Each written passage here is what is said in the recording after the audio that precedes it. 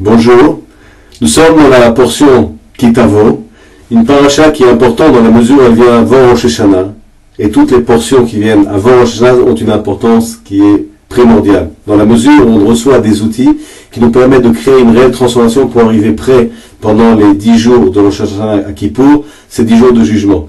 Cette portion Kitavo parle de donner les prémices pour les premiers fruits qui sortent, de les amener au temple, Kohen qui va le mettre sur l'autel pour le Créateur, parle aussi de la dîme qu'on doit donner, le maaser, et aussi d'une chose qui est très très spécifique, des malédictions. Toute une série de malédictions, plus horribles les unes que les autres, qui sont prononcées par la bouche du Créateur vers nous. On n'a pas envie vraiment d'entendre, personne ne veut entendre des malédictions, mais le Zohar vient et dit que en réalité, dans ces malédictions se trouvent les plus grandes bénédictions. C'est comme un antidote contre les choses négatives qui peuvent se passer dans notre vie, contre les moments chaotiques de notre vie, contre les choses les plus terribles. C'est un vaccin qu'on reçoit de la part du Créateur, à savoir que le Zohar explique que dans chaque chose, dans chaque situation se trouve un aspect extérieur et un aspect intérieur.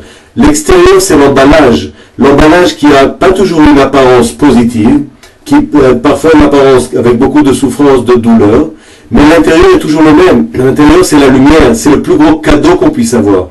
Et on a du mal à comprendre ça, ça ne rentre pas dans notre conscience, que tout vient de la lumière, absolument tout, bonnes choses ou mauvaises choses, qui ne sont pas des mauvaises choses, mais juste parce qu'on connecte avec l'emballage, on voit les choses négatives. Mais cette portion, elle nous aide justement à arriver à transcender cet emballage. De quelle manière? Comprendre que si je donne les prémices de tout ce que j'ai, de toutes les choses qui m'arrivent dans la vie, les bonnes choses, même les mauvaises choses, que si je suis capable de voir qu'en réalité c'est une bénédiction, alors ça va être une bonne chose, et je vais donner et faire un effort pour partager de ça, ou pour faire un sacrifice par rapport à ça, automatiquement je connecte à ce moment-là à quoi? À l'âme, et je ne vais pas être connecté avec l'extérieur des choses, avec la clipa, cette clipa qui, en réalité, la lumière est la même partout, mais l'enveloppe, elle est créée par notre désir de recevoir pour soi-même. Chaque chose difficile qui arrive dans la vie, sachez une chose que jamais notre âme souffre. L'âme, elle peut souffrir ni des souffrances ou des peines physiques ou morales, ou des humiliations qu'on peut avoir, jamais l'âme souffre. Qu'est-ce qui souffre? C'est notre désir de recevoir pour soi-même. Cette enveloppe-là, ce désir de recevoir pour soi-même, cette enveloppe dans laquelle on a du mal à se détacher, qui fait qu'on ressent cette souffrance.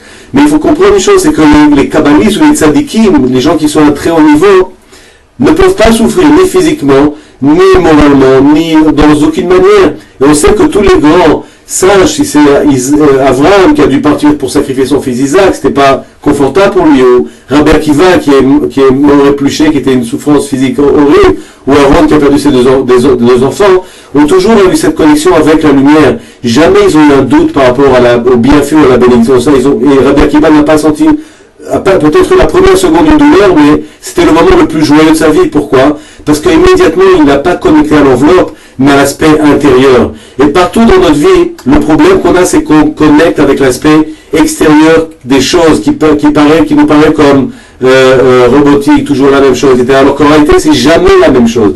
Les choses changent, mais parce qu'on voit l'enveloppe seulement, on ne voit pas le renouveau de la lumière, cette lumière qui se manifeste sous différentes formes dans sa vie. Cette portion, on a l'opportunité, à travers le fait de comprendre qu'on a un travail spirituel à faire, un effort dans nos actions, dans le partage qu'on doit faire dans les outils spirituels qu'on utilise, de pouvoir connecter avec la conscience des prémices du partage, de tout rendre à la lumière, de comprendre qu'on n'est pas nous. Le premier, c'est pas nous qui créons les choses dans ce monde-là.